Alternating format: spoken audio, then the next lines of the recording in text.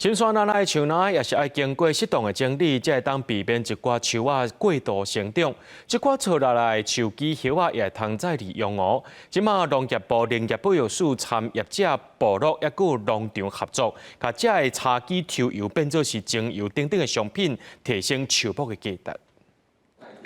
摕起来片插头精油的香，互人感觉真舒适。这是农业部林业保育署参业者甲部落农场产地合作推出国产茶制作的商品，而且原料是使用人工整理树芽了后，剩的树枝叶仔制作完成的，达成树仔全材利用的目标。但是那些制造材，因为如果在之前因为没有市场实际上的需求的时候，它会被留置在现场，然后随着时间而腐烂，回归到土地。但是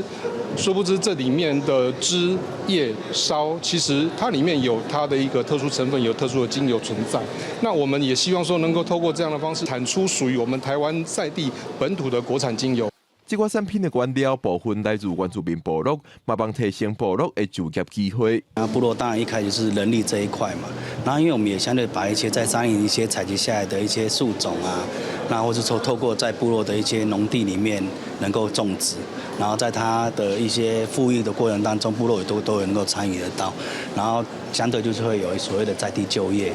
林业署台东分署望民众透过台湾在地的精油来认识台湾山拿，进一步发展观光。部落表示，民众也通来一撮生态旅游，实际了解原料采集的过程，感受部落多元丰富的文化。记者郭文良凯台北报道。